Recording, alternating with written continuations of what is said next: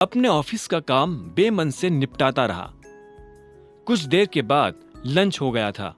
अभिनव उठा और सीधे कैंटीन की तरफ बढ़ने लगा। वहां अभिनव के अलावा और भी बहुत सारे लोग लंच करने के लिए आए थे। जैसे ही वहां बैठे लोगों की नजर अभिनव पर पड़ी तो उनके हाथ का निवाला हाथ में ही रह गया। वो सब बस अभिनव को देख रहे थे। अभिनव ने उनमें से एक को भी पलट कर नहीं देखा और अपना लंच लेने के लिए काउंटर पर चला गया। यही है वो आदमी जो आज भी काम पर लेट आया था। और तुम्हें पता है, ये ऑफिस में असिस्टेंट की नौकरी करता है। ये तो जेनी ने इस बारे में अकरम सर को कुछ नहीं बताया, वरना इस आदमी की जॉब चली जाती। अभिनव ने उसे फिर से कोई जवाब नहीं दिया। वो मन ही मन हंस रहा था। उसने बस अपना खाना लिया और टेबल पर जाकर बैठ गया।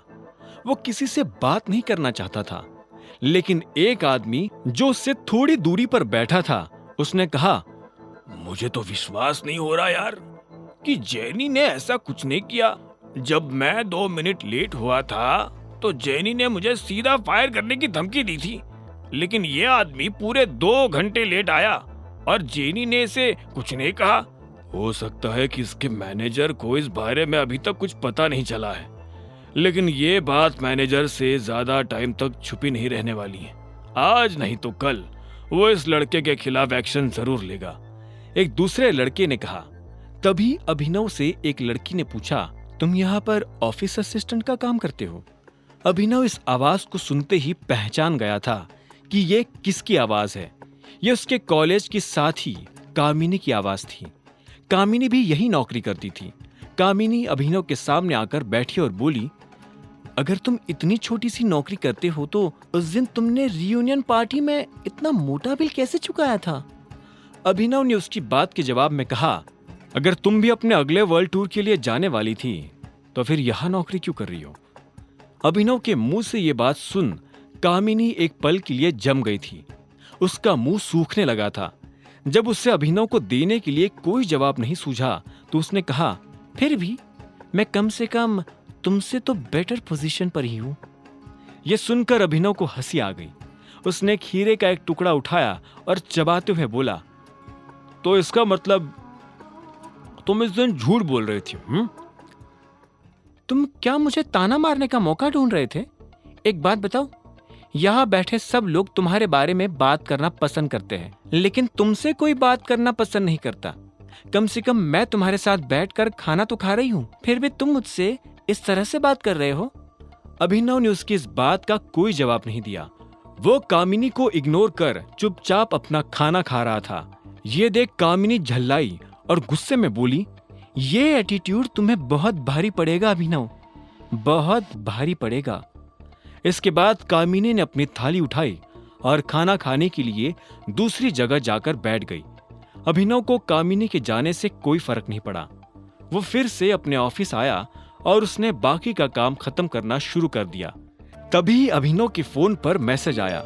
ये मैसेज अलायना का था। उसने अभिनव को लेकर आने वाली गाड़ी की डिटेल्स भेजी थी, जो ऑफिस के गेट पर अभिनव का इंतजार कर रही थी। जैसे ही अभिनव लिफ्ट से निकलकर ऑफिस के दरवाजे से बाहर आया तो उसने देखा कि दरवाजे पर एक महंगी सी गाड़ी खड़ी थी। गाड़ी का ड्राइवर गाड़ी के बाहर खड़ा था। अभिनव को आते देख उसने तुरंत गाड़ी का दरवाजा खोला और अभिनव से कहा, अभिनव सर चले। पीछे से आ रही कामिनी ने जब यह सब देखा तो उसके होश उड़ गए। एक ड्राइवर इतनी महंगी सी गाड़ी का दरवाजा खोलकर खड़ा था, वो भी अभिनव के लिए। ये बात कामिनी को हजम नहीं हो रही थी। उसे अभिनव पर शक होने लगा था। इधर अभिनव गाड़ी में बैठ गया। अचानक से उसकी नजर कामिनी के चेहरे पर पड़ी। उसका मुंह खुला का खुला था और वो बस अभिनव को देखती जा रही थी। इतने में ड्राइवर ने अभिनव से पूछा, सर म्यूजिक ऑन कर सकता हूं? अभिनव ने हाँ में सिर हिलाया और बोला, लेकिन हम लोग जा कहाँ रहे हैं? अलायनास पैराडाइज, ड्राइवर ने कहा। यह नाम सुनते ही अभिनव के चेहरे पर मुस्कान आ गई। उधर कामिनी ने जब अभिनव को उस गाड़ी में जाता देखा तो उसका ब्लड प्रेशर बढ़ गया था।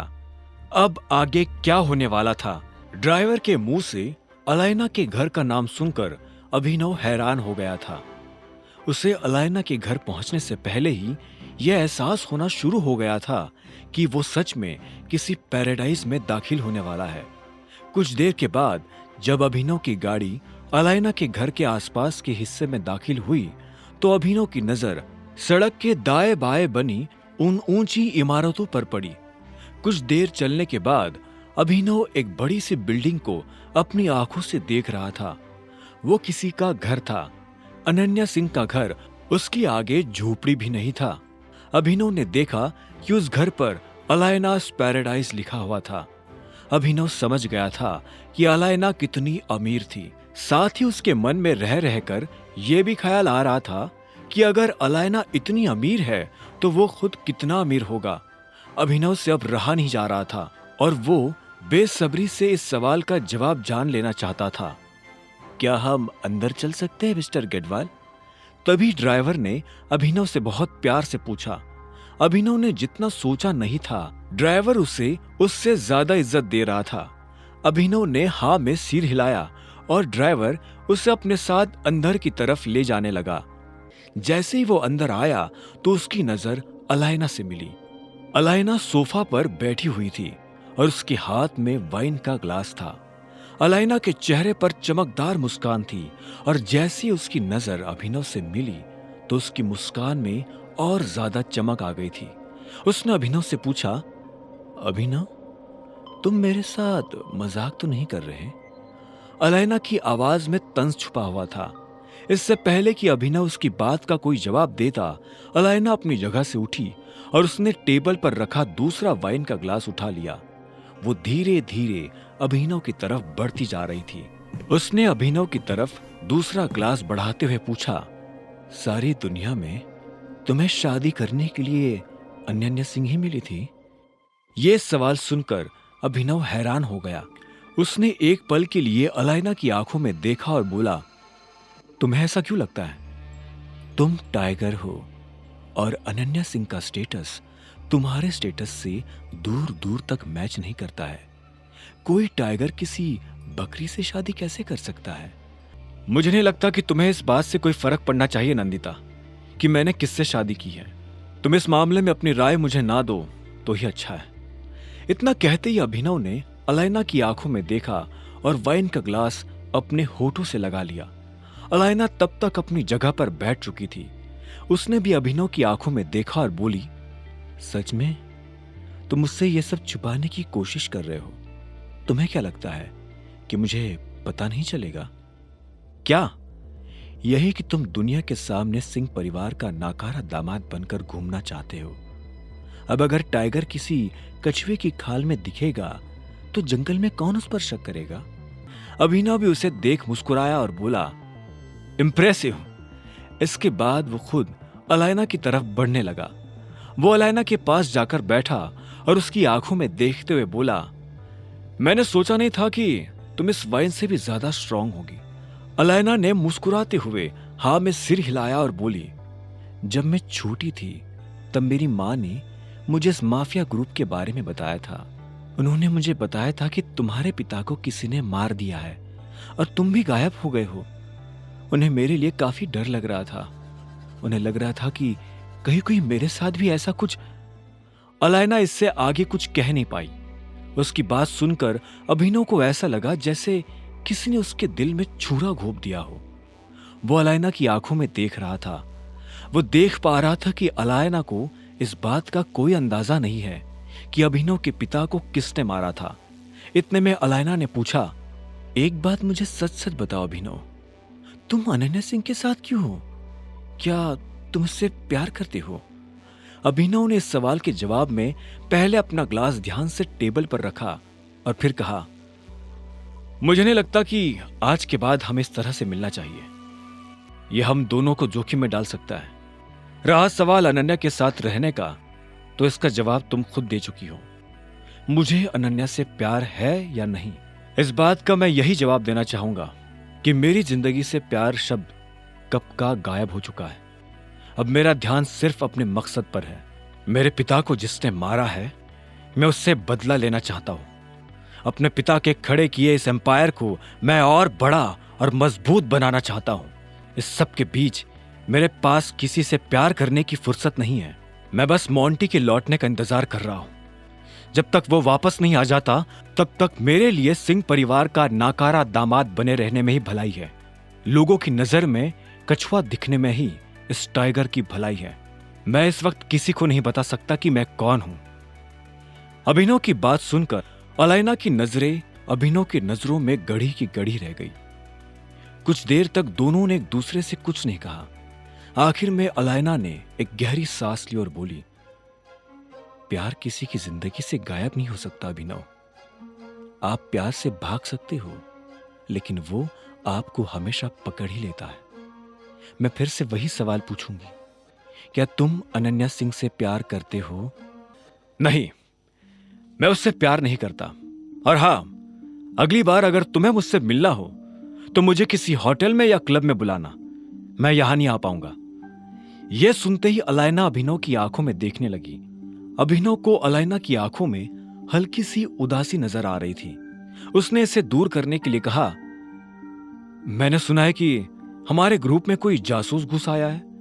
यह बात सुनते ही अलाइना झटके से अपने विचारों से बाहर निकली और हाँ में सिर हिलाते हुए बोली, हाँ, लेकिन वो मेरे रास्ते में नहीं है। मेरे पास जासूसों और गद्दारों के लिए कोई जगह नहीं है। उनकी खबर मिलते ही मैं उन्हें मार गिराती हूं। अभिनव उसकी बात सुनते हुए मुस्कुराया और बोला, सुनकर बहुत अच्छा लगा। मैंने सुना है कि मोंटी इस महीने आने वाला है। क्या तुम उसके आने तक का इंतजार करोगे? अभिनव ने अलाइना के सवाल के जवाब में हाँ में सिर हिलाते हुए कहा, हाँ, मैं इंतजार करूंगा और इसलिए मुझे सिंह परिवार का दामाद बने रहने की बहुत जरूरत है। यह मैं अपने लिए नहीं कर रहा हूं, यह मैं अपने लोगों के लिए कर रहा हूं। यह मेरी जिम्मेदारी है कि मुझे उन्हें प्रोटेक्ट करना है। अगर मोंटी आज भी आ जाता है तो भी मुझे कोई फर्क नहीं पड़ता। मैं तब तक अपनी पहचान लोगों के सामने नहीं लाऊंगा जब तक कि वो जासूस हमारे सामने नहीं आ जाता। जिस तरह से मेरे पापा की मौत हुई थी, मैं उस तरह से नहीं मरना चाहता। अभिनव ने एक सांस में सारी वाइन खत्म की और सोफा से उठकर कमरे से बाहर चला गया। अलाइना बस उसे जाते हुए देख रही थी। अभिनव जब अनन्या के घर पहुंचा तो उसे आने में काफी देर हो गई थी। रात हो चुकी थी और अलाइना के घर कुछ भी ना खाने की वजह से उसे काफी भूख लग रही थी। उसने घर में आते ही मेड को आवाज दी, लेकिन एक भी मेड उसकी बात का जवाब नहीं दे रही थी। अब क्या करूं? हाँ, एक काम करता हूं, खुद के लिए कुछ बना लेता हूं। अभिनव ने अपने आप से कहा और खुद ही रसोई में चला गया। वो अपने लिए पराठे बनाने वाला था। उसने रसोई में आकर अलमारी खोलकर आटा ढूंढना शुरू कर दिया था। उसे आटे का डिब्बा मिला तो उसने डिब्बे को प्लेटफॉर्म पर रखा और आटा गूंथने के लिए थाली ढूंढने लगा। वो इस बात से अनजान था कि जब वो ये सब कर रहा था तब वहां काफी शोर हो रहा था। अचानक से उसे किसी के पैरों की आवाज सुनाई दी। जैसे ही अभिनव ने पलटकर देखा तो पाया कि शर्मिला उसके सामने खड़ी थी। तुम मेरी रसोई में क्या करने की कोशिश कर रहे हो? शर्मिला ने तीखी और कड़क आवाज में पूछा। अभिनव ने उसे देखा और एक गहरी सांस लेते हुए बोला, भूख लगी है, पराठे बना रहा हूं। कोई जरूरत नहीं है। तुम्हें भूख लगी है ना, तो भूख लगी रहने दो। तुम्हें कुछ भी बनाने की जरूरत नहीं है, क्योंकि मैं तुम्हें कुछ नहीं बनाने दूंगी। ये मेरी रसोई है। अब मेहरबानी करके यहाँ से बाहर निकलोगे? लेकिन मुझे सच में भूख लगी है। अगर तुम अपने आप से यहाँ से बाहर नहीं निकले तो मुझे मजबूरन गार्ड्स को बुलाना पड़ेगा।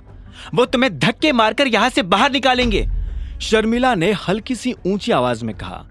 अभिनव ने पहले आटे के खुले डिब्बे को देखा और फिर से गहरी सांस लेकर रसोई से बाहर निकलने लगा।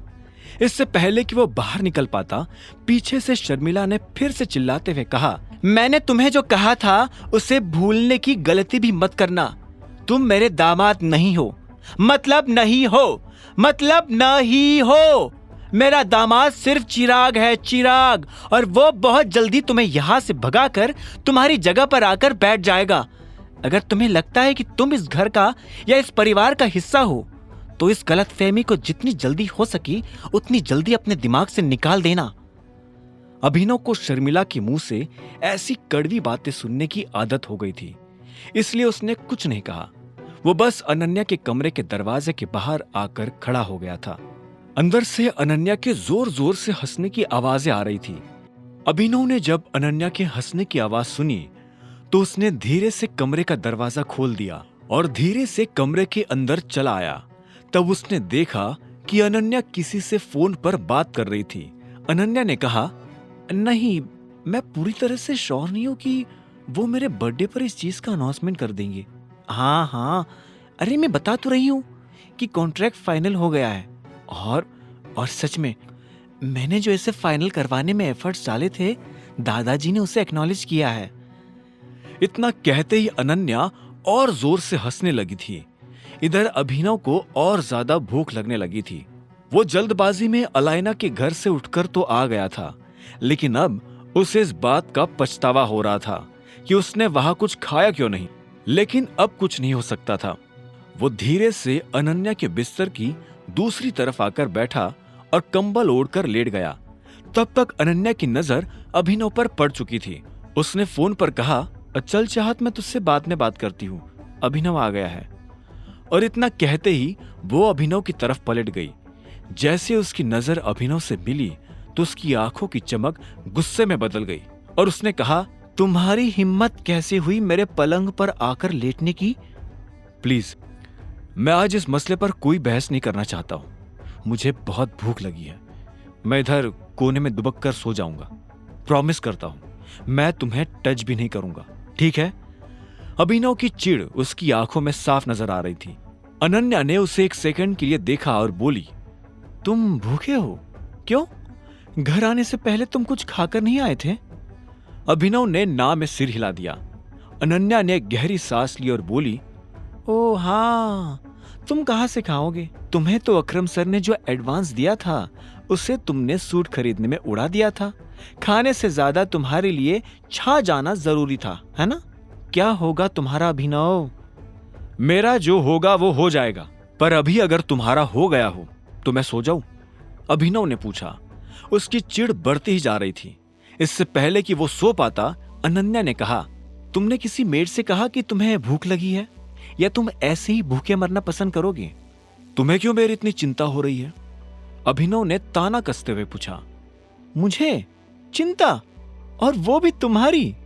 मुझे तुम्हारी कोई चिंता नहीं हो रही है। अगर तुम भूखे मरे तो इसमें नुकसान तुम्हारा ही होगा, और तुम्हारे मरने पर मुझे बुरा लगेगा, क्योंकि मैं तुम्हें सिर्फ अपनी जिंदगी से बाहर करना चाहती हूं, इस दुनिया से नहीं। चलो उठो और मेरे साथ आओ, अनन्या ने कहा और अपनी जगह से खड़ी हो गई। अभिनव हैरान था। उसे समझ नहीं आ रहा था कि अनन्या उसे कहां ले जा रही थी। इतने में अनन्या ने उसे चलने का इशारा किया तो अभिनव उसके पीछे पीछे बढ़ने लगा। अनन्या का उसे इस तरह से ले जाना अभिनव को अजीब लग रहा था। अनन्या मेड के कमरे के पास आकर खड़ी हो गई थी। उसने जैसे दरवाजा खटखटाया तो तुरंत 3 मेड कमरे से बाहर निकलकर उसके सामने आकर खड़ी हो गई थी। अभिनव ने देखा कि अनन्या उन तीनों से कुछ बात कर रही थी। 15 मिनट, अगर 15 मिनट से 1 मिनट भी ऊपर गया तो मैं एक आदमी को भूखा मारने के जुर्म में तुम तीनों को जेल भिजवा दूंगी, अनन्या ने फरमान जारी करते हुए कहा। अभिनव को उसका ये रूप देखकर हंसी आ रही थी। Thank you. मैंने जो तुम्हारे लिए किया उससे अगर तुम सच में ग्रेटफुल फील कर रहे हो और मेरे लिए कुछ करना चाहते हो तो प्लीज जल्द से जल्द इस शादी को खत्म करो। अगली सुबह अनन्या अपने काम पर जाने के लिए तैयार हो गई थी। अभिनव को सोने में देरी हो गई थी, क्योंकि उसे खाना 15 मिनट में नहीं बल्कि 1 घंटे में मिला था। अभिनव चाहता तो वो अनन्या से मेड की शिकायत कर सकता था, लेकिन उसने अपने आप को रोक लिया था। जैसे ही अभिनव की नींद खुली तो उसने देखा कि अनन्या महंगी सी ड्रेस पहने तैयार हो चुकी थी। अभिनव ने उसे देखकर कहा, गुड मॉर्निंग। तुम्हारे लिए होगी मॉर्निंग गुड, मेरे लिए नहीं है। यह कोई टाइम है आदमी के उठने का? जब वो तैयार होकर कमरे से बाहर आया तो उसने देखा कि सारा परिवार डाइनिंग टेबल पर नाश्ता करने के लिए बैठ चुका था। अभिनव इसी बात से खुश हो गया था कि वो भी उन लोगों के साथ खाने बैठ सकता था। आज सनी भी उन लोगों के साथ बैठकर नाश्ता कर रहा था। जैसे ही सनी की नजर अभिनव पर पड़ी तो उसने हंसते हुए कहा, अरे देखो जरा, जीजाजी आ गए। अभिनव सनी को वहां देखकर हैरान हो गया। उसने अपने आप को संभाला और डाइनिंग टेबल के पास आकर बोला, गुड मॉर्निंग एवरीवन। मॉर्निंग, सभी ने बड़बड़ाते हुए कहा। क्या बात है, ससुराल में आते ही जीजाजी तो झोपड़पट्टी से लग्जरी फ्लैट हो गए हैं। यह सूट तुमने इसे खरीद कर दिया है अनन्या? जब हम खाने के लिए बैठे हो तो किस तरह की और किस तरह से बात करते हैं इसका तुम्हें अंदाजा नहीं? अनन्या, वो गलत क्या कह रहा है? इतने में शर्मिला ने बीच में आते हुए कहा।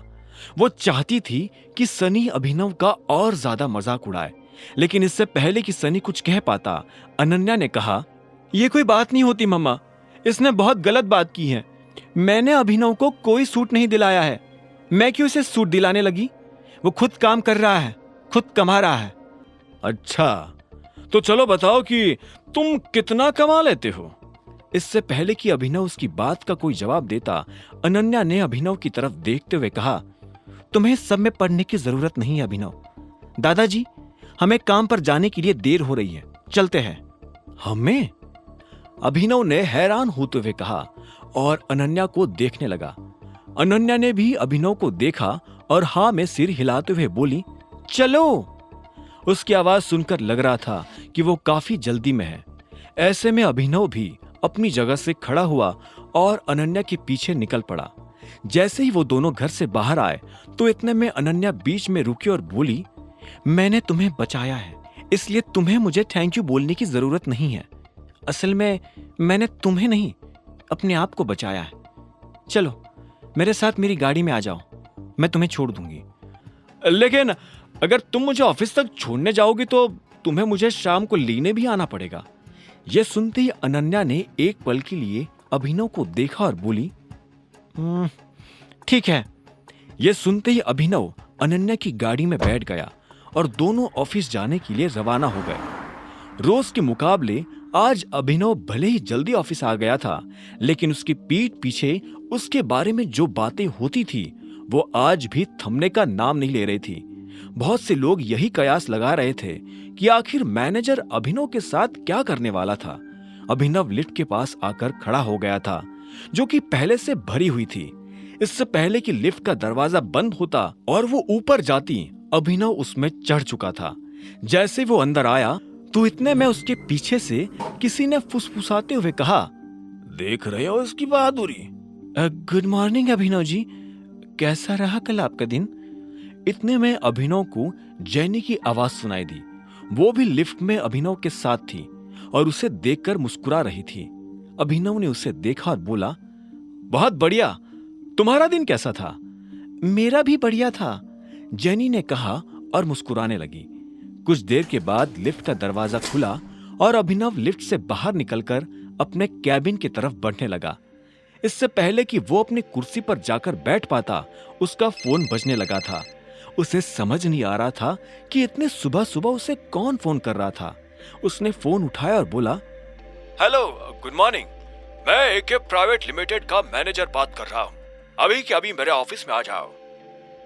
उधर से एक आदमी ने भारी सी आवाज में कहा और बिना अभिनव का जवाब सुने फोन काट दिया। अभिनव ने भी फोन रखा और उठकर मैनेजर के कैबिन की तरफ बढ़ने लगा। वो मैनेजर के कैबिन के बाहर पहुंचा और दरवाजा धीरे से खटखटा दिया।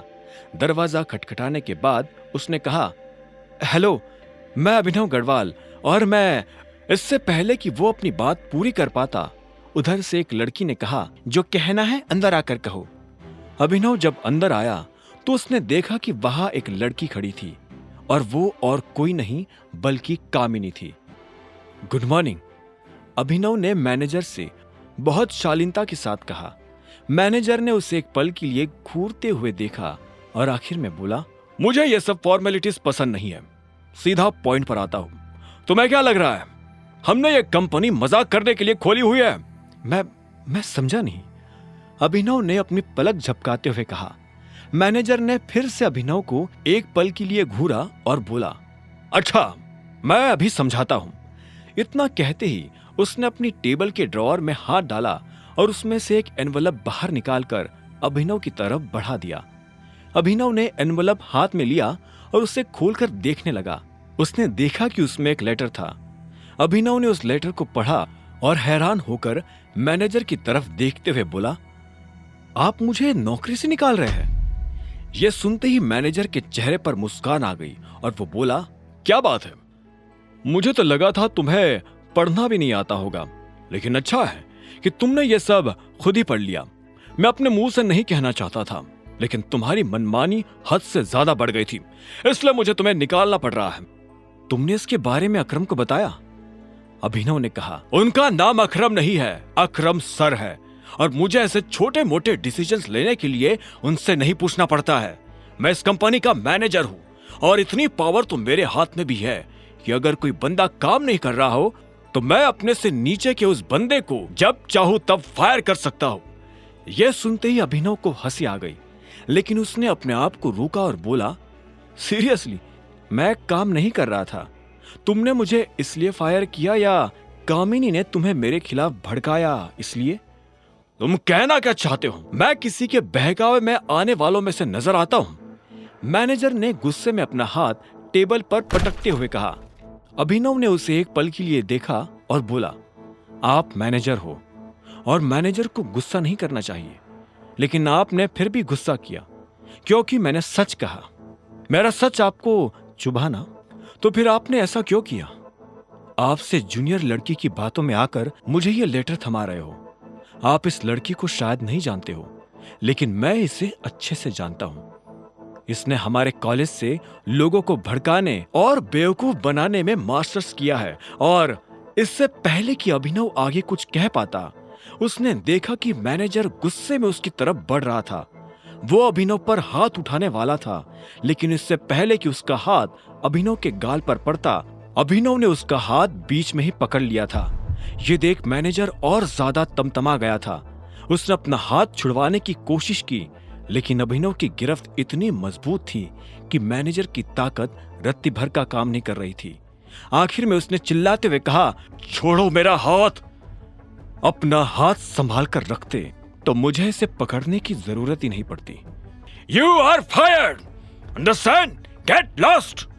अभिनव ने पहले मैनेजर को देखा और उसके बाद उसकी नजर उस लेटर पर पड़ी जो मैनेजर ने उसे दिया था। अभिनव ने तरीके से उस लेटर को फोल्ड किया, फिर से उसी लिफाफे में डाला और मैनेजर के मुंह पर मारते हुए बोला, मैं जा रहा हूं, तुम्हारी कंपनी तुम्हें को मुबारक, जड़ बुद्धि कही के। अभिनव ने एक कैब बुक की और गुड़गांव की सड़कों पर इधर से उधर घूमने लगा। साहब, ये तो बताओ कि जाना कहाँ है? जब ड्राइवर ने अभिनव से यह सवाल पूछा तो जवाब में अभिनव ने कहा, जहां जाना था वहीं से तो आ रहा हूं। मैं समझा नहीं। पता है, गाड़ी चलाते रहो। ड्राइवर कुछ देर तक इधर से उधर गाड़ी चला ही रहा था कि अचानक उसने बीच में गाड़ी रोक दी। उसने देखा कि सड़क के बीचों बीच एक बैरिकेड लगा हुआ था। उस बैरिकेड के आसपास कुछ लोग खड़े थे जो हर गाड़ी को मुड़ने का इशारा कर रहे थे।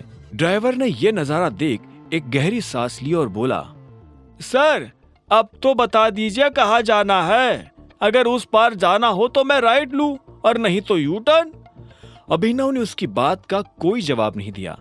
उसकी नजर तो दूर खड़ी उस महंगी सी गाड़ी पर टिकी हुई थी जिसका दरवाजा एक आदमी ने पकड़ा हुआ था। उसमें से एक लंबा चौड़ा सा आदमी आंखों पर चश्मा लगाकर बाहर आया। उसने सूट पहना हुआ था। जैसे ही वो बाहर आया तो इतने में उसके गार्ड्स उसके आसपास आकर जमा हो गए। ये आदमी कौन है? अरे सर, आप इनको नहीं जानते? ये है दिग्पाल छिंगावत। टाइगर के बाद अगर पूरे गुड़गांव में किसी की तूती बोलती है तो वो इन्हीं की बोलती है। वो दिल से ये चाहता था कि उसे बस एक बार दिग्पाल से मिलने का मौका मिल जाए। आज उसे वो मौका मिल गया था। वो ये देखना चाहता था कि आखिर दिग्पाल दिखता कैसा है। ट्रिपोर, मैं यही उतर रहा हूं, अभिनव ने कहा और गाड़ी की पिछली सीट पर पैसे रखकर कैब से बाहर निकल गया। वो सीधा उस बिल्डिंग की तरफ बढ़ते जा रहा था जहां दिग्पाल गया था। इस बीच अभिनव के दिमाग में कई सारी बातें चल रही थी। उसने जब दिग्पाल को इतने बड़े जत्थे के साथ देखा तो उसे ख्याल आया कि अगर दिग्पाल जैसा आदमी इतने बड़े जत्थे के साथ चल सकता है तो फिर उस दिन उसके पिता इतने बड़े जत्थे के साथ क्यों नहीं चल रहे थे। अगर उनके पास भी इतना बड़ा जत्था होता तो शायद आज वो अभिनव के साथ होते। ओए! अभिनव उस बिल्डिंग के अंदर दाखिल होने ही वाला था कि तभी उसे पीछे से एक आदमी की आवाज आई।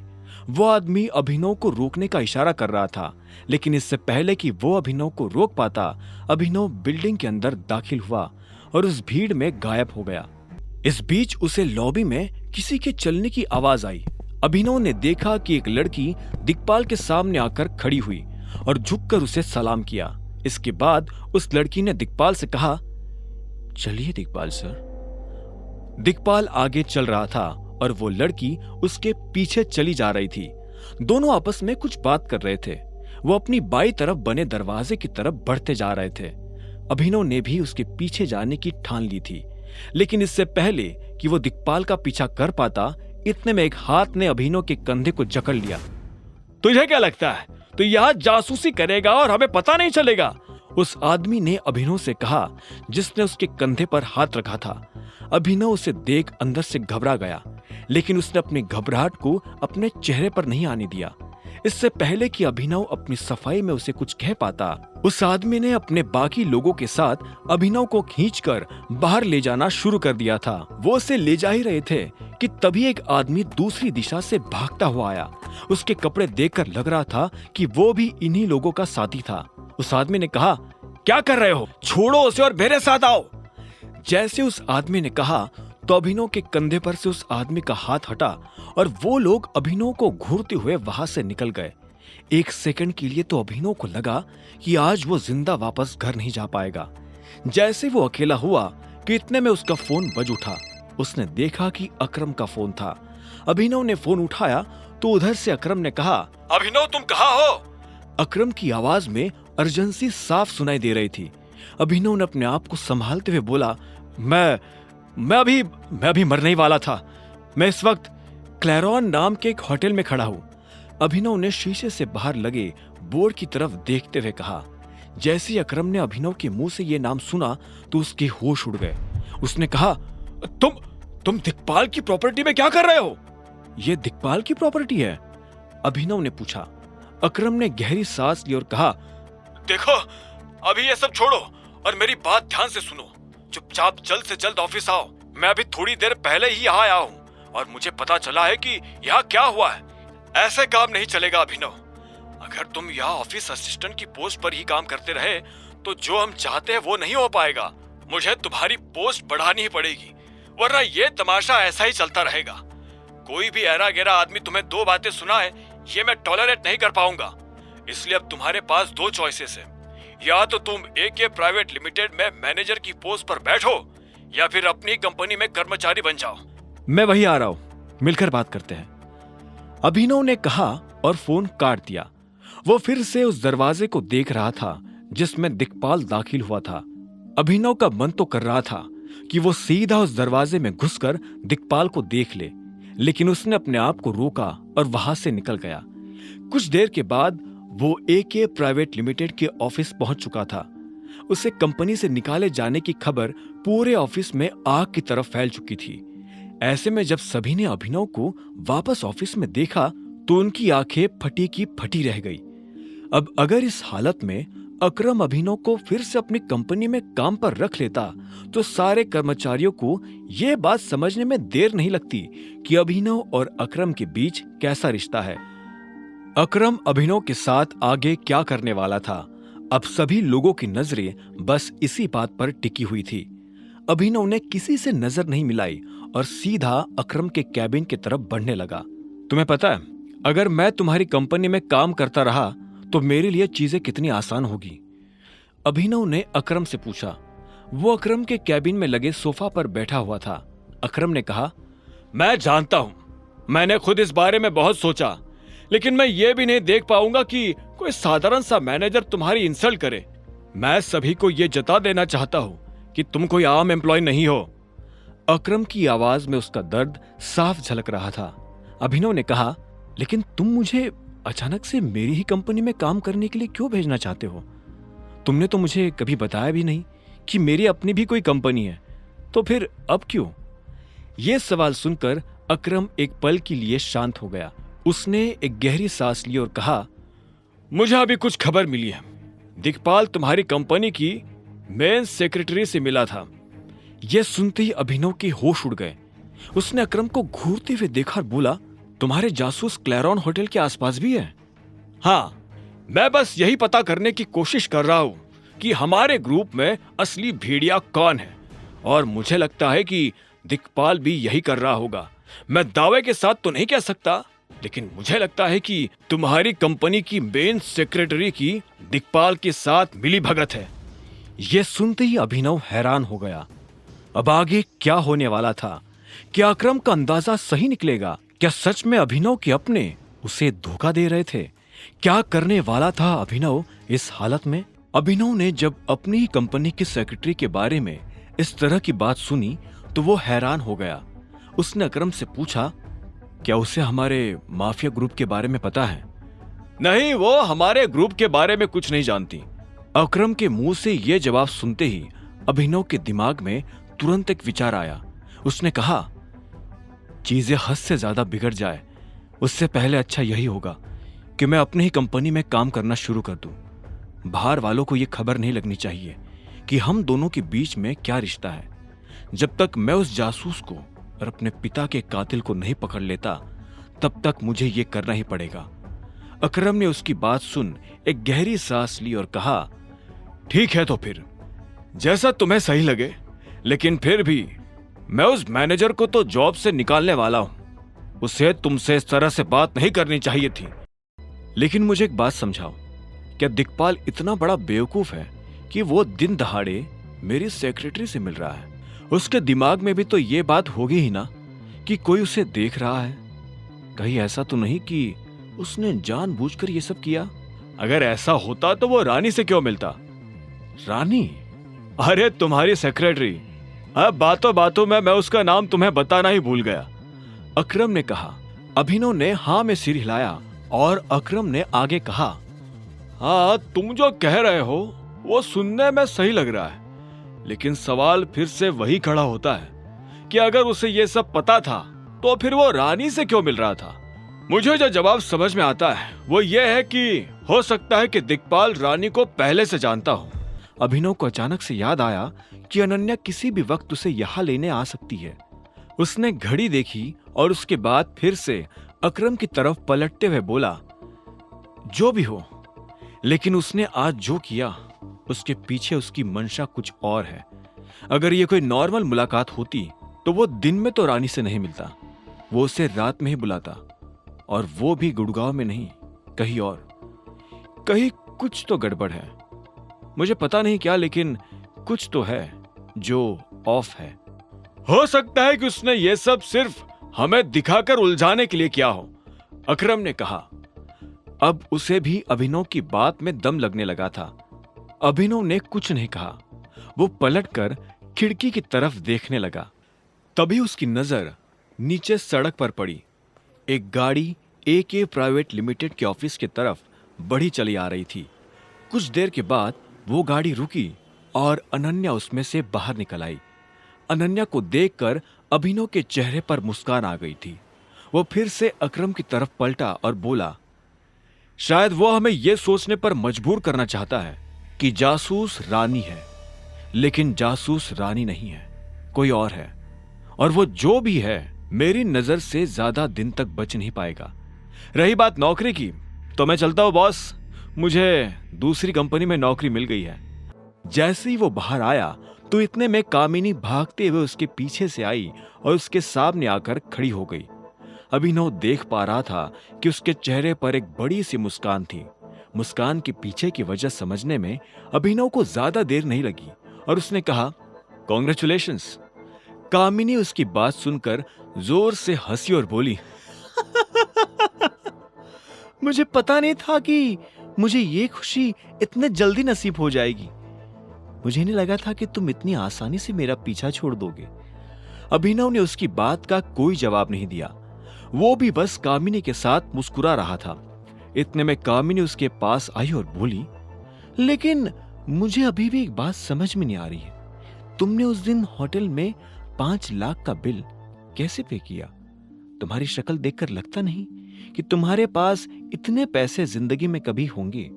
इस बारे में मुझे किसी को भी सफाई देने की जरूरत नहीं है, तुम्हें तो जरा भी नहीं, अभिनव ने कहा।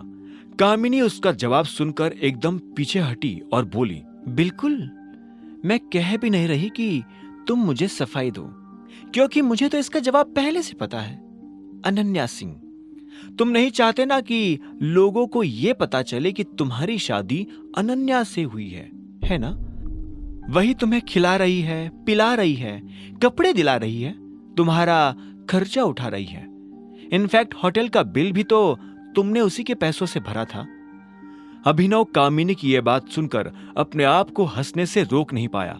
उसने कहा, क्या क्या सच में तुम्हें ऐसा लगता है? अभिनव हंसते जा रहा था। उससे हंसता देख कामिनी भी मुस्कुराई और बोली, पीछे देखो, वो तुम्हारा इंतजार कर रही है। मैं अपनी जिंदगी में पहली बार देख रही हूं कि कोई मालिक अपनी नौकर का इंतजार कर रहा है। मालिक को ज्यादा इंतजार करवाना भी किसी बदतमीजी से कम नहीं होता है। इसलिए जाओ, वरना उस कंपनी से भी निकाल दिए जाओगे। इतना कहते ही कामिनी फिर से अंदर जाने लगी थी। सिर्फ कामिनी के मन में ही नहीं, सभी के मन में यही गलतफहमी थी कि अभिनव का सारा खर्च अनन्या उठाती है। पर अभिनव अपना सच जानता था, इसीलिए उसने कामिनी की बातों को अपने मन पर से झाड़ा और मुस्कुराते हुए अनन्या की तरफ बढ़ने लगा। हेलो, अभिनव ने अनन्या से कहा। अनन्या ने उसे एक सेकंड के लिए देखा और फिर गाड़ी की चाबी उसकी तरफ उछाल दी। अभिनव ने उसे देखा, फिर चाबी को देखा और फिर से अनन्या को देखते हुए बोला, यह किस लिए? प्लीज, ये एक्सपेक्टेशन तो बिल्कुल मत रखना कि मैं गाड़ी चलाकर तुम्हें घर ले जाऊंगी। ये काम पति करे तो ज्यादा ठीक है। वैसे भी पतियों को ये काम करने में बड़ा गुरूर महसूस होता है। जो पति ये काम नहीं करता वो पति होने के लायक ही नहीं होता है। इसलिए अब बताओ कि गाड़ी चला रहे हो या मैं अकेले ही घर चली जाऊं? अनन्या का गुस्सा अभी भी ठंडा नहीं हुआ था।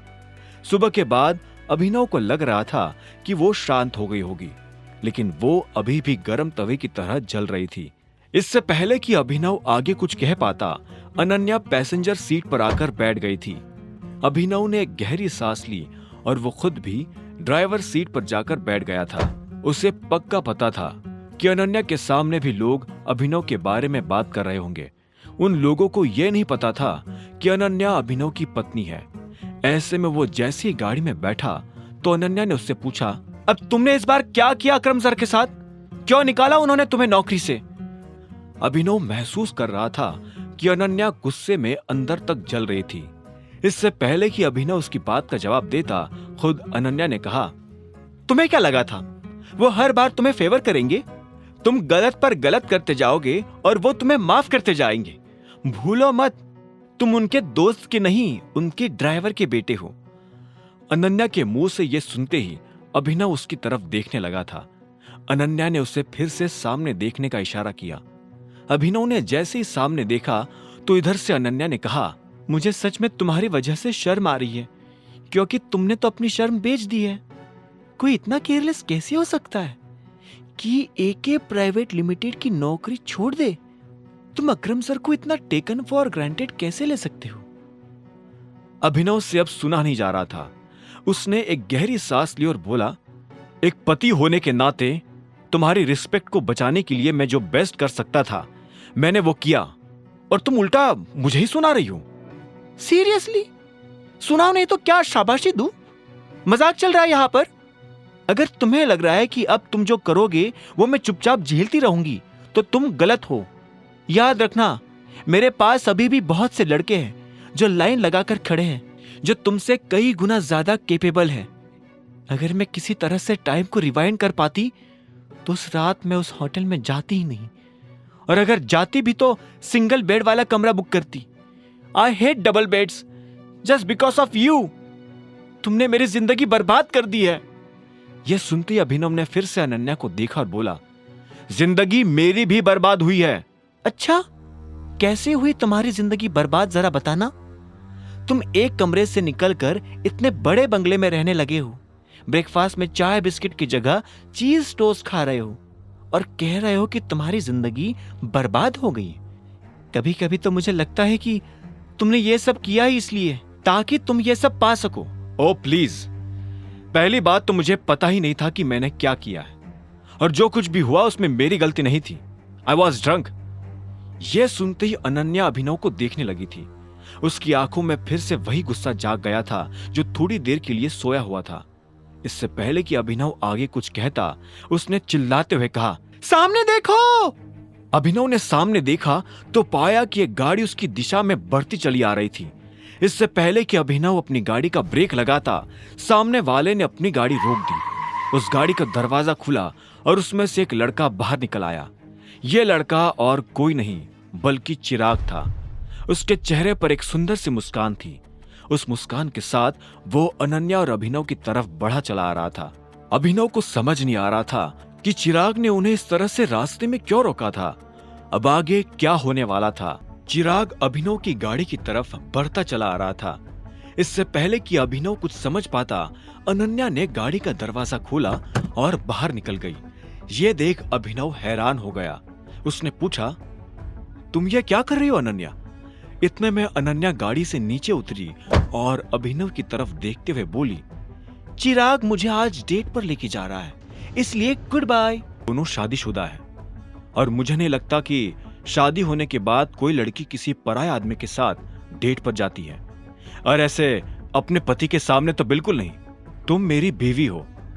यह सुनते ही अनन्या को हंसी आ गई और उसने कहा,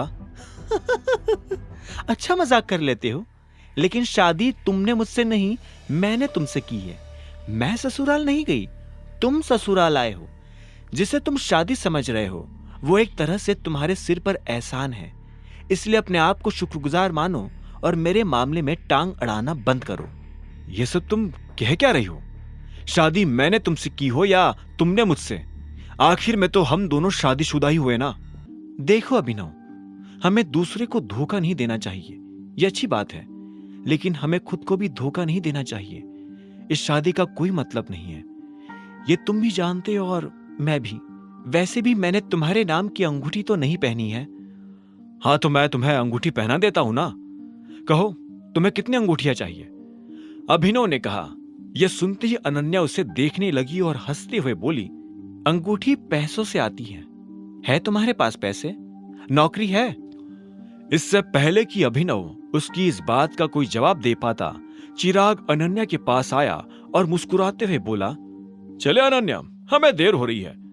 चिराग के चेहरे पर एक छुपी मुस्कान देखकर अभिनव का दिल दुख रहा था। चिराग अभिनव को गुस्सा दिलाने में कोई कमी नहीं रख रहा था। जब अभिनव से रहा नहीं गया तो उसने कहा, पागल आदमी, तुझे दिखाई नहीं दे रहा है कि ये मेरी बीवी है?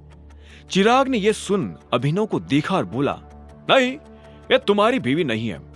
इसकी उंगली में कोई अंगूठी नहीं है और इसकी मां ने कहा है कि यह अपने लिए लड़का ढूंढ रही है।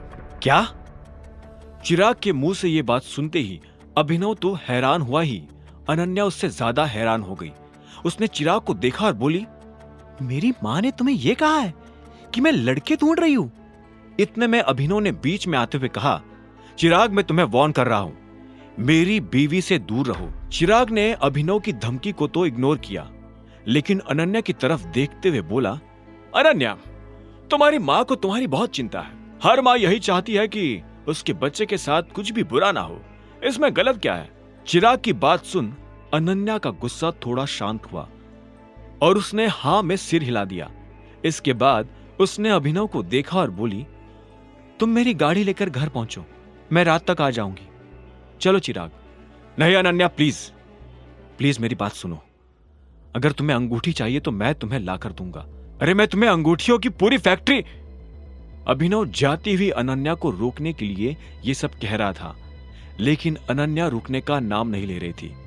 कुछ देर के बाद जब अभिनव का गुस्सा ठंडा पड़ा तो वो भी घर जाने के लिए निकल पड़ा। उसे भूख तो बहुत लगी थी, लेकिन उसे पता नहीं था कि शर्मिला उसे खाना खाने देगी या नहीं, इसलिए उसने पिज्जा ऑर्डर कर लिया था। जब अभिनव घर में दाखिल हुआ तो उसने देखा कि शर्मिला लिविंग रूम में ही कुर्सी लगाकर बैठी थी। तो मैंने जो सुना वो सच है ना? अभिनव ने नजर उठाकर शर्मिला को देखा और बोला, क्या सच है? अभिनव को शर्मिला की बात समझ नहीं आ रही थी। शर्मिला ने कहा, यही कि अकरम ने तुम्हें नौकरी से निकाल दिया है। यह सुनते ही अभिनव ने एक गहरी सांस ली। आज सारा परिवार उसकी जान लेने पर तुला हुआ था। अभिनव ने अपने आप को बचाने के लिए कहा, हाँ, उसके लिए आई एम सॉरी, लेकिन मैंने दूसरी कंपनी में नौकरी के लिए अप्लाई कर दिया है। मुझे लगता है कि कल तक रिजल्ट आ जाएगा और जल्द ही मुझे नौकरी मिल जाएगी। यह सुनते ही शर्मिला कुड़ गई और बोली, तुम क्या मुझे बेवकूफ समझ रहे हो? अकरम ने तुम्हें नौकरी से निकाल दिया और तुम्हें लगता है कि कोई और तुम्हें नौकरी दे देगा? ऐसे में वो अपनी जगह से उठा और सीधा अनन्या के कमरे की तरफ बढ़ने लगा। जब शर्मिला ने उसे ऐसे बिना जवाब दिए जाते देखा तो वो चिल्लाते हुए बोली, बस यही आता है तुम्हें? भागना, भागो भागो और भागो। अगर एक दिन मैंने तुम्हें अपनी बेटी की जिंदगी से नहीं भगा दिया तो मेरा नाम भी शर्मिला नहीं। उधर जब अभिनव अनन्या के कमरे में था तब इधर अनन्या चिराग के साथ गुड़गांव के सबसे बड़े बार में शराब पी रही थी। ऐसा नहीं था कि उसे चिराग के साथ डेट पर आने में मजा आ रहा था। वो यहाँ अपनी माँ की वजह से आई थी और साथ ही उसे अभिनव पर गुस्सा भी आ रहा था। वो अभिनव जैसे आदमी के साथ नहीं रहना चाहती थी। अगर दुनिया में अभिनव आखिरी मर्द होता तो भी अनन्या उससे शादी करने के बारे में कभी नहीं सोचती। पहले ही वो अभिनव से चिढ़ती थी और उसकी नौकरी चले जाने के बाद से तो अनन्या का अभिनव के प्रति गुस्सा और ज्यादा बढ़ गया था। अब वो बस सही मौके की तलाश कर अभिनव से जल्द तलाक लेना चाहती थी। यही सब सोचते हुए अनन्या शराब पिए जा रही थी। अब उसे अपने बिस्तर, अपने घर की याद आ रही थी। वो पहले ही थकी हुई थी और ऊपर से चिराग भी उसे पका रहा था। चिराग ने अपना ग्लास नीचे रखते हुए कहा, मैंने तुम्हारी माँ से बात की। वो चाहती है कि हम दोनों एक दूसरे को डेट करें। इतना कहते ही चिराग अनन्या की आंखों में देखने लगा। अनन्या ने भी उसे एक सेकंड के लिए देखा और फिर अपनी नजर दूसरी तरफ घुमाते हुए बोली, तुम शायद भूल रहे हो, आई एम मैरिड। चिराग उसकी बात सुन धीरे से हंसा और बोला, मुझे मालूम है और ये बात तुम्हारी माँ भी जानती है, लेकिन हम लोग ये भी जानते हैं कि अभिनव कौन है। वो एक बेकार, सड़क छाप और आवारा लड़का है। उसकी वैल्यू एक डस्टबिन से ज्यादा नहीं है। सबको पता है तुम उससे दूर जाना चाहती हो और इस चीज में मैं तुम्हारी मदद कर सकता हूं। चिराग के चेहरे पर मुस्कान थी। अनन्या ने एक पल के लिए उस मुस्कान को देखा और उसके बाद फिर से अपनी नजर फेर ली। यह सच था कि वो अभिनव को नहीं चाहती थी, लेकिन इसका यह मतलब भी नहीं था कि वो चिराग को चाहती थी। वो बस अकेले रहना चाहती थी और अपनी जिंदगी का मजा लेना चाहती थी। इसलिए अनन्या ने कहा, चिराग, मुझे इस सब में कोई इंटरेस्ट नहीं है और मैं शादीशुदा भी हूं, एटलीस्ट फॉर नाउ। तो जब तक मैं शादीशुदा हूं तब तक मैं किसी के साथ चीटिंग नहीं कर सकती हूं। यह सुन चिराग ने एक गहरी सांस ली और बोला, I like you a lot Ananya, और ये तुम्हारे लिए बहुत बेनिफिशियल हो सकता है। तुम्हें पता है कि शहर की सबसे बड़ी कंपनीज में से एक को मैं चलाता हूं। मैंने तुम्हारे बिजनेस में भी इतना इन्वेस्टमेंट इसलिए किया था बिकॉज आई लाइक यू, और मैं भी बहुत कुछ कर सकता हूं। मेरे पास और एक कंपनी है, हम दोनों मिलकर बहुत सारे कॉन्ट्रैक्ट साइन कर सकते हैं। जैसे तुम्हारी और मेरी, हम दोनों की कंपनी को फायदा होगा। इस पॉइंट ऑफ टाइम पर तुम्हें अपनी लाइफ में ऐसे इंसान की जरूरत है जो तुम्हारे पैशन को समझे और उसे आगे बढ़ाने में मदद करे, और अभिनव जैसा अनाथ तो वैसा इंसान बिल्कुल भी नहीं है। चिराग इतना कहते ही अपनी बात पर हंसने लगा था। वो जिस तरह से अभिनव की इंसल्ट कर रहा था वो अनन्या को जरा भी पसंद नहीं आ रहा था। इसलिए अनन्या ने कहा, प्लीज थोड़ा ठीक से बात करो, उसने अपने पेरेंट्स को खोया है, तुम्हें उसके बारे में इस तरह से बात नहीं करनी चाहिए। चिराग ने यह सुनकर एक गहरी सांस ली और बोला, मुझे नहीं लगता कि तुम्हें इस लड़के से ज्यादा होप रखनी चाहिए। वो तो ठीक से स्ट्रगल भी नहीं कर सकता। अनन्या अब चिराग की और बकवास नहीं सुन सकती थी। ऐसे में उसने अपनी ड्रिंक खत्म की और अपनी जगह से खड़ी होकर बोली, काफी लेट हो गया है, मुझे चलना चाहिए। अनन्या, तुम्हें पता है ना हमारा कॉन्ट्रैक्ट इसी महीने एक्सपायर होने वाला है और हमें डील आगे बढ़ाने के लिए अगला कॉन्ट्रैक्ट साइन करना पड़ेगा। चिराग ने अनन्या को याद दिलाते हुए कहा। उसकी ये बात सुनते ही अनन्या के दिल की धड़कन रुक गई थी। उसे लग रहा था कि चिराग उसे दूसरे शब्दों में धमकी दे रहा है। बिना चिराग के अनन्या की कंपनी सरवाइव नहीं कर सकती थी, लेकिन वो ये भी नहीं चाहती थी कि चिराग इस बात का गलत फायदा उठाए। इसीलिए उसने कहा, चिराग, मुझे लगता है कि हमें पर्सनल और प्रोफेशनल मैटर्स को अलग अलग रखना चाहिए। यह हम दोनों के लिए बेहतर होगा। अनन्या की बात सुन चिराग मुस्कुराया। उसने अपनी ड्रिंक खत्म की और अपनी जगह से खड़ा होते हुए बोला, चलो मैं तुम्हें घर छोड़ देता हूं। इतनी रात को कैब से घर जाना गुड़गांव में सेफ नहीं है। यह सुनते ही अनन्या ने हाँ में सिर हिला दिया, लेकिन उसके दिमाग में अभी भी चिराग की बातें घूम रही थी। अब आगे क्या होने वाला था? क्या चिराग अनन्या के साथ साइन किया हुआ कॉन्ट्रैक्ट कैंसिल कर देता? क्या अपनी कंपनी को बचाने के लिए अनन्या अभिनव को डिवोर्स दे देगी? कुछ देर के बाद चिराग की गाड़ी अनन्या के घर के बाहर पहुंच चुकी थी। जैसे ही अनन्या दरवाजा खोलकर बाहर निकलने ही वाली थी कि इतने में चिराग ने कहा, भूलना मत कि कॉन्ट्रैक्ट मेरे हाथ में अनन्या, और तुम्हारे डिसीजन का उस पर बहुत बड़ा असर पड़ सकता है। इसलिए जो भी फैसला करो सोच समझ कर करना। अनन्या का मन तो कर रहा था कि वो चिराग से इस बारे में बहस करे, लेकिन वो जानती थी कि लगाम चिराग के हाथ में थी। इसलिए उसने सिर्फ हाँ में सिर हिलाया और नीचे उतर गई। बगीचे से घर के दरवाजे तक जाने में अनन्या कई बातें सोच चुकी थी। वो चिराग से शादी तो नहीं करना चाहती थी, लेकिन अपनी कंपनी को बचाने के लिए उसकी जिंदगी में यह नौबत भी आ सकती थी। उसे लग रहा था कि वो कुएं से निकलकर खाई में गिरने जा रही थी। इससे पहले कि अनन्या अपने घर का दरवाजा खुलवाने के लिए घंटी बजाती, अचानक से दरवाजा अपने आप खुल गया। दरवाजे की उस तरफ अभिनव खड़ा था। अभिनव को यूं अचानक अपने सामने देख अनन्या की दिल की धड़कन बढ़ गई। जब उसने अभिनव के चेहरे को देखा तो पहली बार उसे ऐसा लगा कि अभिनव काफी हैंडसम है। भले ही वो गरीब था, लेकिन ये बात कोई उसका चेहरा देखकर नहीं कह सकता था। अनन्या ने अभिनव से कड़क आवाज में पूछा, तुम यहां क्या कर रहे हो? उसे उम्मीद नहीं थी कि वो अभिनव को दरवाजे पर इस तरह से पाएगी। तुम कहां से आ रही हो और क्या किया तुमने? चिराग कहाँ है? जैसे ही अनन्या अपने कमरे में जाने वाली थी कि इतने में अभिनव ने उसे रोका और बोला, तुम्हें अंगूठी चाहिए ना? ठीक है, तुम्हें जो अंगूठी चाहिए मैं ला कर दूंगा, लेकिन तुम्हें प्रॉमिस करना होगा कि उसके बाद तुम किसी भी लड़के से डेटिंग के लिए नहीं मिलोगी। उस चिराग से तो बिल्कुल भी नहीं। यह सुनते ही अनन्या, जो कि कमरे में दाखिल होने वाली थी, उसने पलटकर अभिनव को देखा और देखते ही देखते उसके चेहरे पर हंसी आ गई। अभिनव अभी भी गंभीर चेहरे के साथ उसके सामने खड़ा था। अनन्या ने कहा, सीरियसली? मान लो कि अगर मैं कहूं कि मुझे डायमंड रिंग चाहिए तो तुम कैसे लाकर दोगे मुझे डायमंड रिंग? चोरी करोगे? कैसी बात ही कर रही हो अनन्या? मैं तुम्हें चोर नजर आता हूं? तुम और तुम्हारी फैमिली मुझे जितना निकम्मा समझती है ना, मैं उतना निकम्मा हूं नहीं। अभिनव ने अनन्या की बात के जवाब में कहा। यह सुनते ही अनन्या जोर जोर से हंसने लगी। इतने भारी और स्ट्रेसफुल दिन के बाद अनन्या को इस तरह से खुलकर हंसने में काफी मजा आ रहा था। उसने हंसते हुए ही अभिनव से कहा, तुम बड़े मजाकिया हो अभिनव, लेकिन ये मत समझ लेना कि तुम हंसा हंसा कर मेरा दिल जीत लोगे। मैं अपना फैसला ले चुकी हूं और उस फैसले को तुम्हारा कोई जोक बदल नहीं सकता है।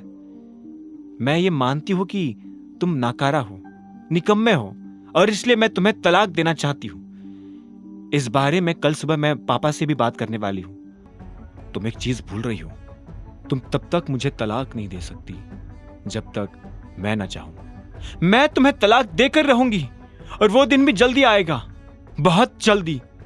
अनन्या ने इतना कहा और अपने कमरे के अंदर जाने लगी, लेकिन इससे पहले कि वो कमरे में दाखिल होती, इतने में वो फिर से पलटी और बोली, अरे हाँ, एक और चीज, आज तुम इस कमरे में नहीं सोने वाले हो। अगर तुम्हें सोना ही है तो जाकर नौकरों वाले कमरे में सो जाओ।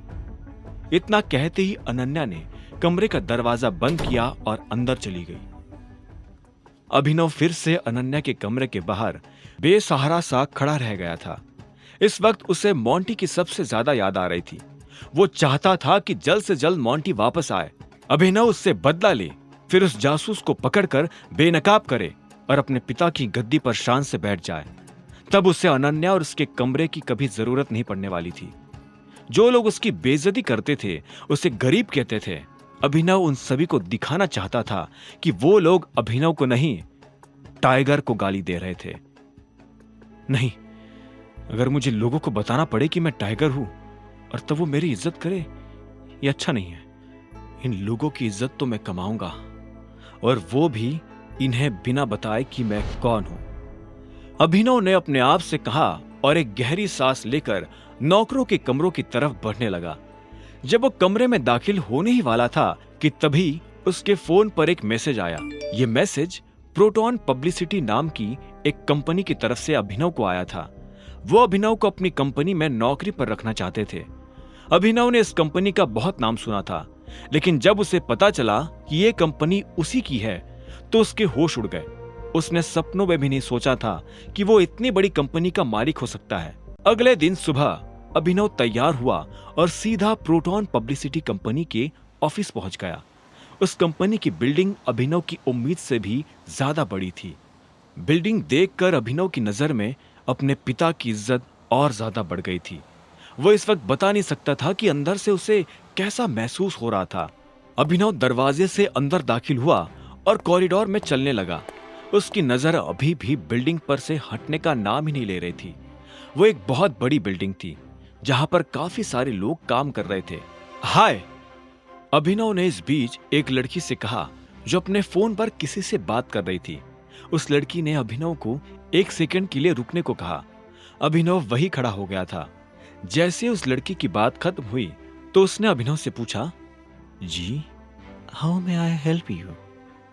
जी, मेरा नाम अभिनव गढ़। इससे पहले कि अभिनव अपना असली नाम बताता, उससे अपनी आंखों के सामने वो ऑफर लेटर नजर आने लगा था जो उसे कल रात मिला था। उसमें अकरम ने अभिनव का सरनेम गढ़वाल से बदलकर शर्मा कर दिया था ताकि किसी को अभिनव पर शक ना हो। ऐसे में अभिनव ने अपनी गलती सुधारी और उस लड़की से बोला, जी, मेरा नाम अभिनव शर्मा है और मैं यहाँ। इससे पहले कि अभिनव अपनी बात पूरी कर पाता, उस लड़की ने अभिनव की बात बीच में काटी और बोली, अच्छा, तो तुम ही हो अभिनव शर्मा, न्यू ज्वाइनी, वो सेक्रेटरी वाले पोस्ट के लिए? हाँ जी, वो मैं ही हूँ। अभिनव ने मुस्कुराते हुए उस लड़की की बात का जवाब दिया। उस लड़की ने हाँ में सिर हिलाया और बोली, ठीक है, आप वहां से लिफ्ट ले लीजिए फॉर 10th फ्लोर। फिर लिफ्ट से बाहर निकलते ही राइट हैंड साइड पर पहला ऑफिस आप ही का है। यहाँ जितने भी सेक्रेटरीज काम करते हैं उनका ओवरऑल हेड आपको वहीं पर मिलेगा। अभिनव ने हाँ में सिर हिलाया और उस लड़की को थैंक यू बोलकर लिफ्ट की तरफ बढ़ने लगा। जब वो लिफ्ट की तरफ जा रहा था तो वहां काम करने वाले बाकी लोग उसे घूरते हुए देख रहे थे। अभिनव को समझ नहीं आ रहा था कि सारे लोग उसे इस तरह से घूर क्यों रहे हैं। कुछ देर के बाद जब लिफ्ट का दरवाजा खुला तो अभिनव 10वें माले पर पहुंच चुका था। जब वो लिफ्ट से बाहर आया तो इधर उधर देखने लगा तो उसने पाया कि एक भी आदमी कॉरिडोर में नहीं था। अभिनव को लगा कि क्योंकि इस फ्लोर पर सभी बड़े लोग बैठते हैं, शायद इस वजह से सब अपने अपने कामों में बिजी होंगे। अभिनव अपने राइट हैंड साइड पर बने कैबिन की तरफ बढ़ने लगा था। उसने कैबिन का दरवाजा खटखटाया, लेकिन उसे अंदर से कोई जवाब सुनाई नहीं दिया। उसने इस बार और जोर से दरवाजा खटखटाया, लेकिन अंदर से फिर से कोई जवाब नहीं आया। ये देख अभिनव हैरान हो गया। उसे समझ नहीं आ रहा था कि अंदर चल क्या रहा है। आखिर में जब दरवाजा नहीं खुला तो अभिनव ने खुद ही दरवाजा खोलने की ठानी और दरवाजा खोल दिया। जैसे ही उसने दरवाजा खोला और सामने जो चल रहा था वो देखा तो उसकी आंखों की पुतलियां जमीन पर गिर पड़ी। अंदर बहुत जोर से म्यूजिक बजने की आवाज सुनाई दे रही थी। रूम के साउंड प्रूफ होने की वजह से अंदर की आवाज बाहर नहीं आ रही थी। वो एक बड़ा सा हॉल था जिसमें ज्यादातर जगहों पर अंधेरा था और कहीं कहीं पर रंग बिरंगी लाइट्स लगी हुई थी। हर तरफ शराब की बोतल्स और खाने की चीजें बिखरी पड़ी थी और अंदर मौजूद लड़के लड़कियां उस तेज म्यूजिक पर सब कुछ भूलकर नाचते जा रहे थे। अभिनव को अपनी आंखों पर विश्वास ही नहीं हो रहा था। उसने फिर से दरवाजे के बाहर झांक कर देखा। वो ये देखना चाहता था कि वो किसी कंपनी में था या फिर क्लब में। आखिर में उसने दरवाजा बंद किया और अंदर दाखिल हो गया। अभिनव अंदर आ गया। इस बात की किसी को भी भनक नहीं लगी। अभिनव को समझ नहीं आ रहा था कि उन लोगों ने उसके पापा की कंपनी को क्लब क्यों बना दिया? अभिनव इधर उधर देखने लगा। वो सबसे पहले इस म्यूजिक को बंद करा देना चाहता था। कुछ देर तक ढूंढने के बाद आखिरकार उसे वो प्लग मिल ही गया जिसमें स्पीकर कनेक्टेड था। अभिनव इन लोगों को सबक सिखाना चाहता था। ऐसे में वो प्लग के पास गया और उसे खींच दिया। जैसे ही म्यूजिक बंद हुआ तो सब लोग जैसे फिर से होश में आ गए। सभी के पैर रुक गए और एक आदमी ने चिल्लाते हुए कहा, अबे किसने बंद किया म्यूजिक? कौन है तू और अंदर कैसे आया? अभिनव ने उसे ध्यान से देखा और वो उसे पहचान गया। अभिनव ने बड़े प्यार से उस लड़के से पूछा, पहले आप बताइए कि आप कौन हैं? अभिनव का यह सवाल सुन वो लड़का गुस्से भरी नजरों से उसे देखने लगा। आगे की कहानी जानने के लिए देखें अगला एपिसोड सिर्फ पॉकेट एफएम के यूट्यूब चैनल पर, और द रिटर्न ऑफ टाइगर के सारे एपिसोड्स को सुनने के लिए डिस्क्रिप्शन में दी लिंक से डाउनलोड करें पॉकेट एफएम ऐप।